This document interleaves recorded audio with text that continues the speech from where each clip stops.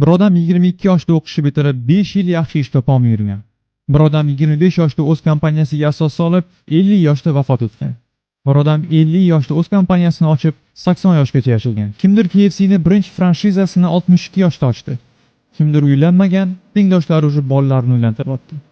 Kimdir uylangan lekin baxtsiz yashayapti. Kimdir 20 yoshda millioner bo'ldi.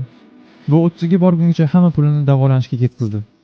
Kimdir 20 yoshda kasallanib yotib qoldi va 30 ga borguncha tuzalib millioner bo'lib ketdi.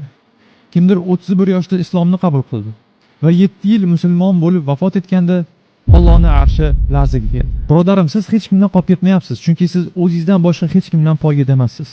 Undan qolib ketyapman, bundan qolib ketyapman deb siz chaqilib qolyapsiz.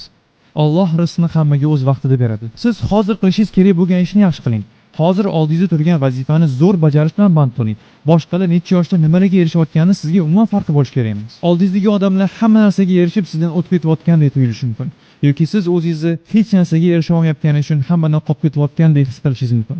Birodar, siz hech kimdan qolib ketmayapsiz, o'tib ketmayapsiz. Ayni vaqtida ketyapsiz, birodar. Shunchaki hozir qilishingiz kerak bo'lgan ishni yaxshi va puxta qiling, birodar.